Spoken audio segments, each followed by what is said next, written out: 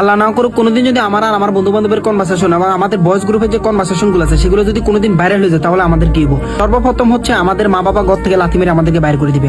সমাজ থেকে আমরা যে পরিমাণ বহিষ্কার এবং বিতাড়িত শিকার হবো সেটা আলাদাভাবে রাষ্ট্রীয়ভাবে আমাদেরকে বয় করে ডাক দেওয়া হবে। আমার নোটস ভাইরাল হয়ে যায় কোনো সমস্যা নাই, কিন্তু আমার বন্ধু বান্ধবের সাথে আমাদের কথাবার্তা সেই কনভারসেশন যাতে কোনোদিন ভাইরাল না হয়। আমার নোটস ভাইরাল হয়ে গেলে আমার কোনো কষ্ট আসবে না, no problem at all, but ওইটা ভাইরাল হওয়া যাবে না ভাই। কারণ আমরা জানিও না আমরা একসাথে হইলে আমরা কি নিয়ে কথা বলতেছি, কেন বলতেছি, কি কারণে বলতেছি, কোন কোন বিষয় নিয়ে এবং জঘন্য জঘন্য ওয়ার্ড আমরা উচ্চারণ করতেছি এবং জঘন্য বিষয় নিয়ে কথা বলতেছি, সেগুলো ভাই চিন্তাও করতে পারবেন না। যদি ভাইরাল হয়ে যায় কোনোদিন তখন বুঝতে পারবেন যে আমরা কতটা জঘন্য ছিলাম। দুর্নীতি থাকা অবস্থা জাহান্নামে ট্যাগ লাগাই দিব আমাদের পিছনে। তার মানে এই না যে আমরা খারাপ মানুষ। We are very pure hearted, kind, beautiful, respectful people. আমরা যাই করি, কেন করি, কি জন্য করি, কি কারণে করি, আমরা কিছু নিজেরাও জানি না।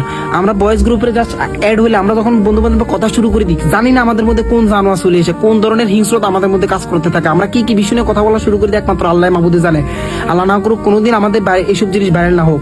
আমরা মরার আগে শুধু একটা জিনিসই দোয়া করি দেন ভাই, কেউ যেন আমাদের বয়েজ গ্রুপের চ্যাটিং এবং আমাদের মোবাইলের চ্যাটিং লিস্ট কেউ যাতে চেক না করতে পারে।